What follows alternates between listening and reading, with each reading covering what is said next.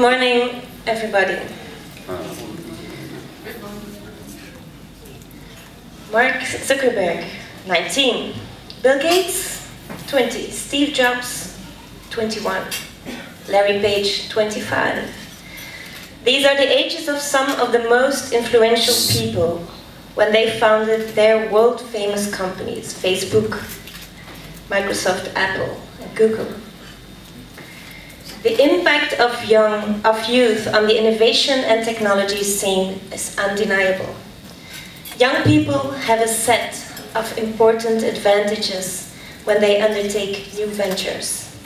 Firstly, when you are young, and most of us must still remember some of the things we did in our youth, you don't really know what not to try. Therefore, you happily attempt things that older or more experienced people wouldn't try. Secondly, young people are quick to use and leverage new technologies and tools. This is a vital issue. When you see how easily small children adopt these new technologies and how fast the internet changes, you know immediately that young people are the way to go.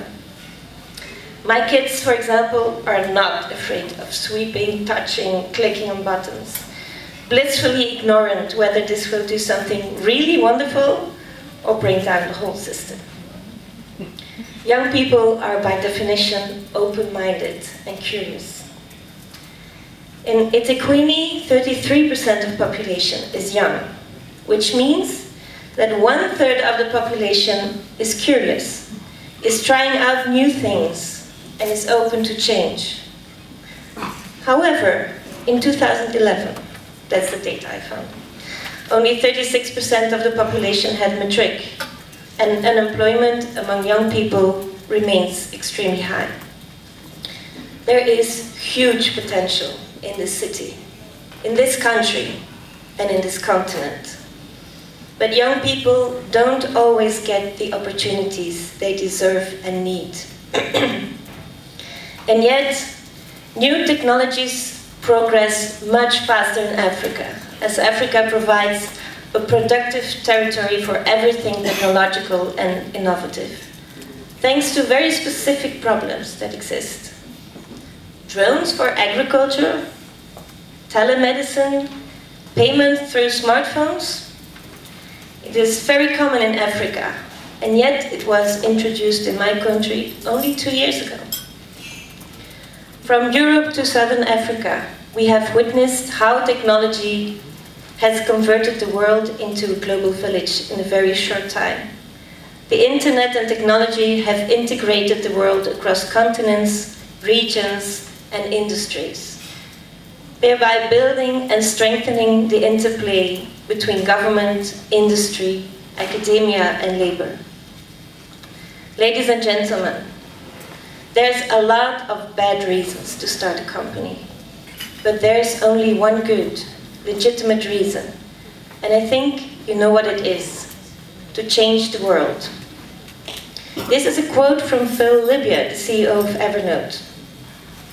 And I believe that it describes exactly what we are talking about today.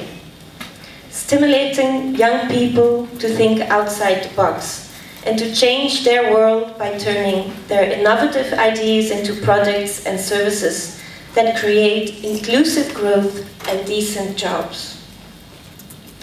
Last week, I was reading an article on Korea and its transition from one of the poorest countries in the early 60s to the world's 11th largest economy in 2015.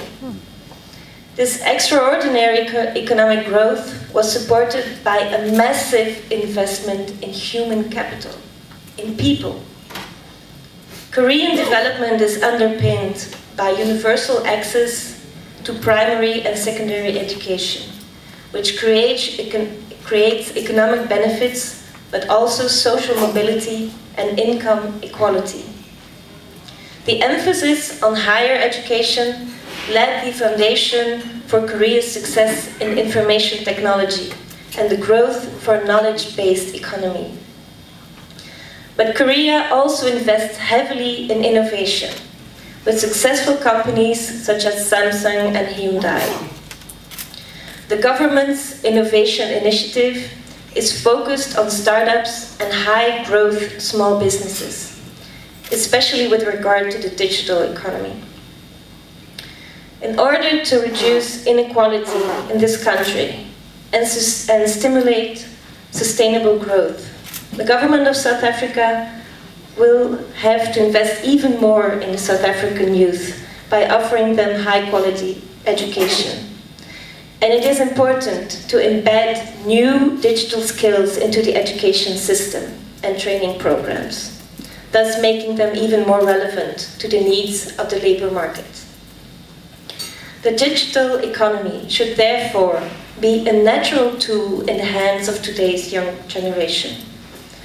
A further integral component of both formal and informal education must be to instill a more positive attitude towards startups and the development of a more entrepreneurial spirit. Failing should not be seen a negative thing, but as an opportunity to learn, to improve, to keep trying, until we succeed.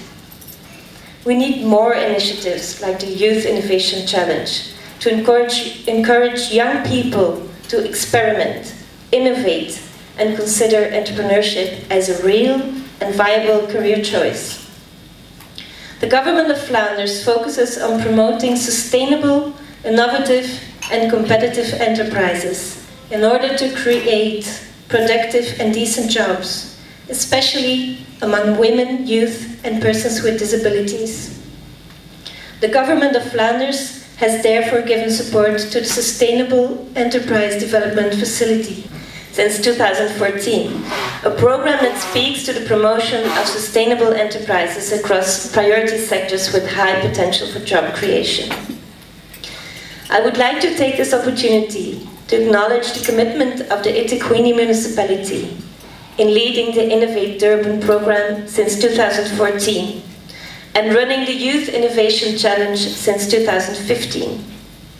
It is clear that this municipality is committed to improving the city through promoting innovation and creativity, in recognition of the role these play in economic processes and social services. Although, and Valerie has already said it, this is the final year of our support to the SEDEF program. The Government of Flanders is still very excited about the Youth Innovation Challenge, especially given the collaborative energy of this initiative. This is a unique setting where different players from the public and private sectors, NGOs and crowdfunding initiatives cooperate towards one goal: empowering young people to become innovators in their communities and businesses.